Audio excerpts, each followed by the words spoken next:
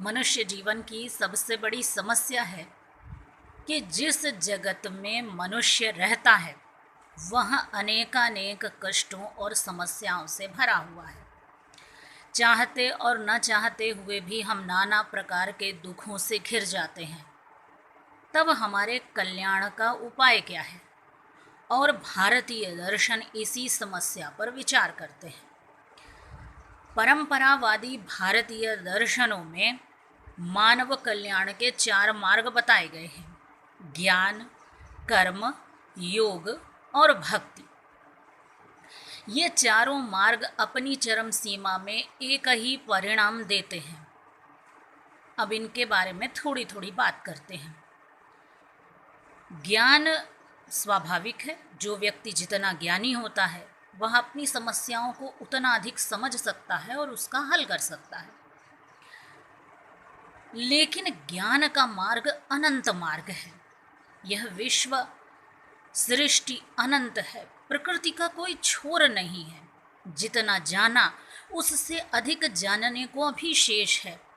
और जब हम ज्ञान प्राप्त कर लेते हैं तब हमें ये बात पता चल जाती है कि हमने जितना जाना है वह जितना नहीं जाना उसकी तुलना में कुछ भी नहीं है। ज्ञान प्राप्त करते रहिए और निरंतर आगे बढ़ते रहिए। लेकिन इस मार्ग का अनुसरण कौन कर सकता है? जो व्यक्ति ज्ञानी है, बुद्धिमान है, वह इस मार्ग पर चल सकता है। किंतु यह मार्ग जनसाधारण के लिए सरल नहीं है। अब दूसरा मार्ग आता है योग का मार्ग। योग साधना के विषय में आजकल सभी थोड़ा बहुत परिचित हैं। स्वामी रामदेव जी ने हमें इस बारे में बहुत अच्छी तरह परिचित करवाया है। और शरीर पर योग साधना के कितने सकारात्मक परिणाम हैं ये भी हम अपने दिन प्रतिदिन के जीवन में अनुभव सरलता से कर सकते हैं। योग के 8 सोपान हैं: यम, नियम, आसन, प्राणायाम, प्रत्याहार, धारणा, ध्यान और समाधि।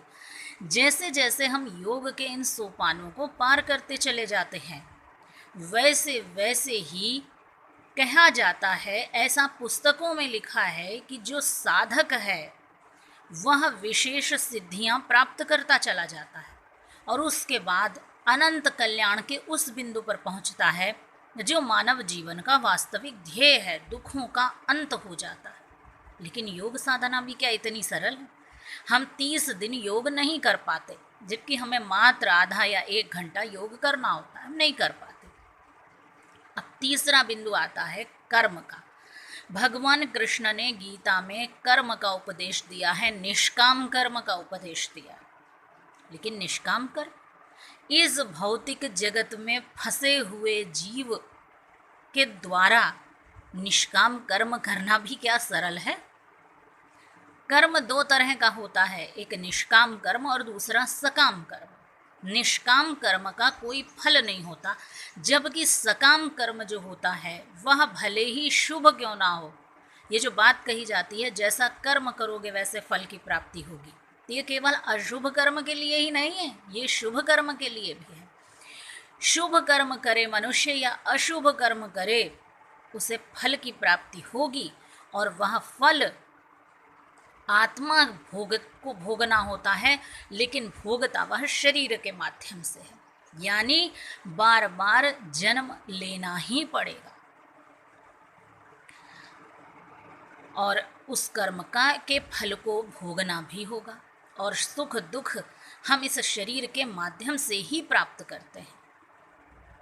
अब चौथी बात आती है भक्ति की। भक्ति का मार्ग सबसे सरल मार्ग है।